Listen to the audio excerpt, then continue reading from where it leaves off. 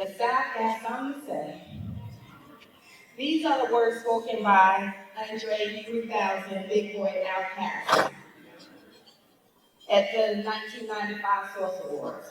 This afternoon, as a proud daughter of Atlanta, I stand before you with those words, with that same meaning in my heart. I was born and raised in Atlanta. I grew up in the southwest part of the city. My family has been deeply rooted in Atlanta public schools. My grandparents on both sides, my parents and my sister, all graduated matriculated through Atlanta public schools. And now I'm the proud parent of the Atlanta public school students. Since 2018, I've had the privilege to serve as the representative for District 5, home to the Frederick Douglass Cluster and the Benjamin E. Mays Cluster schools, also the vibrant communities in parts of the North Atlanta Cluster. Today I serve as the board chair of Atlanta Board of Education, the same position held by the great Dr. Benjamin Elijah Mays, first Black president for Atlanta Board of Education, 1969.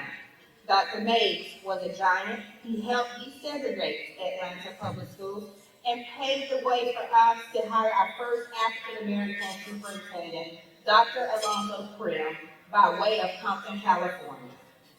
But long before him, in 1869, Reverend William Finch himself, once enslaved, petitioned the Atlanta City Alderman to establish 2 Freeman schools for Negro children in Atlanta. This helped prompt the establishment of Atlanta Public Schools in 1872. From 1869 to 1969, that's 100 years between Reverend Finch petitioning the city of Atlanta to Dr. Mays becoming the 4th president of Atlanta Public Schools. These leaders remind us that education has always been the key to freedom, progress, and justice. Atlanta Public Schools has not been without challenges. For more than 16 years, the dark cloud of the cheating scandal lingered over our district. But Atlanta has always been resilient. As General Sherman marched left the city in ruins during the Civil War, and Atlanta rose from the ashes to rebuild stronger. So is Atlanta Public Schools reclaiming its promise. Out of devastation comes resurgence. Out of the shadow comes light. The dark clouds are finally lifted. We are writing a new chapter, stepping into a new day, and becoming a new district. Our data is trending up, and our students are achieving more than ever before. Atlanta rose, and so is Atlanta Public Schools. And we know this is proof in the legacy. Looking at the extraordinary men and women that walked through the halls of Atlanta Public Schools went on to influence the world. Dr. Martin Luther King Jr., civil rights icon that transformed the nation. Walt Frazier, NBA Hall of Fame basketball player, the greatest to ever play the game. Evander Holyfield, world champion boxer who carried Atlanta spirit into the ring. Margaret Mitchell, the award-winning author of Gone with the Wind. Truett Cathy, the founder of Chick-fil-A. Maynard Jackson, the first Black mayor to redefine Atlanta politics and economic landscape. Killer Mike, Little John, T.I., CeeLo Green, Chili from TLC, Music Global's legends who gave Atlanta its voice. Gladys Knight, the Empress of Soul. Amy Ray of the Indigo Girls. My late uncle, Michael R. Hollis, the founder of Atlanta's first African-American commercial airline in the nation. Keisha Lance Bottom, former mayor of Atlanta, a leader with courage and conviction.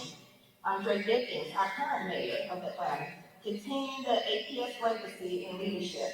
Little Baby, Grammy Award-winning artist influencing culture worldwide. And so many more leaders in government, business, medicine, sports, and the arts all carry with them wherever they go in Atlanta.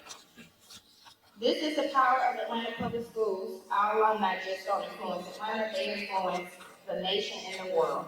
As board chair, I have seen what is possible when we stay focused on student outcomes.